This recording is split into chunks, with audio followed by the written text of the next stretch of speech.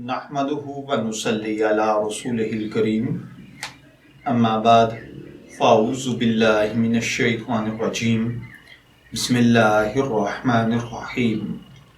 अस्सलामु अलैकुम dear viewers, आपके फेवरेट इंफॉर्मेटिव चैनल फतवा ऑनलाइन से मैं हूँ शब्बीर अहमद। हमारा आज का टॉपिक है जिन वजूहात की वजह से रोज़ा तोड़ देना जायज़ है वो कौन कौन सी हैं। देखिए भाइयों और बहनों, अल्लाह ताला हर भाई बहन पर अपना करम और फजल फरमाए।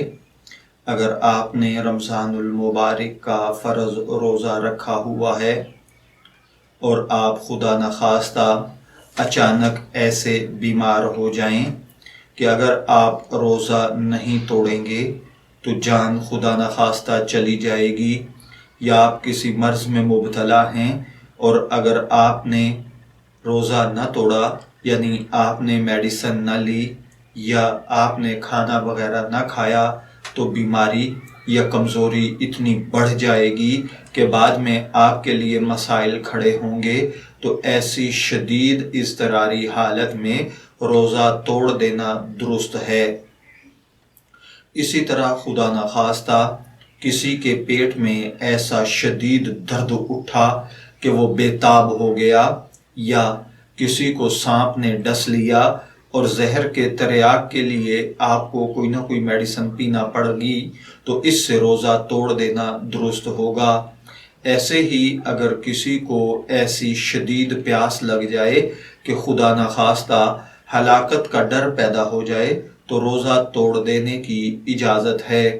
इसी तरह खुदा न खास्ता अगर प्रेग्नेंट औरत हो और उसके साथ कोई ऐसी बात पेश आ जाए जिससे खुदा न खास्ता बच्चे या माँ की जान को खदशा हो, तो ऐसी सूरत में भी रोज़ा तोड़ देने की इजाज़त है। इसी तरह अगर खाने पकाने की वजह से या घर का कोई काम करने की वजह से, या फिर आप कहीं जॉब करते हैं या आप कहीं पर मजदूरी कर रहे थे और उसमें आपको इतनी शदीद प्यास लग गई और इतनी बेताबी हो गई कि जान का खौफ है, तो रोज़ा तोड़ देने की इजाज़त है। लेकिन अगर ये सब काम खुद जानबूझकर किए हों जिनसे ऐसी हालत हो जाए तो इंसान गुनाहगार होगा। अलबत्ता अगर ये चीज़ें खुद ब खुद पैदा हो गईं तो इनकी वजह से अगर रोज़ा तोड़ दिया तो इंसान गुनाहगार नहीं होगा। अलबत्ता बाद अज़ रमज़ान एक रोज़ा जो तोड़ा है इसकी कज़ा रखना लाजिम होगा। मैं दुआ गो हूँ कि अल्लाह ताला हमें इन बातों को समझकर इनके मुताबिक अमल करने की तौफीक अता फरमाए। शब्बीर अहमद को इजाज़त दीजिए, फिर हाजिर होंगे किसी नए ख्वाब की ताबीर के साथ। तब तक के लिए अल्लाह हाफिज़।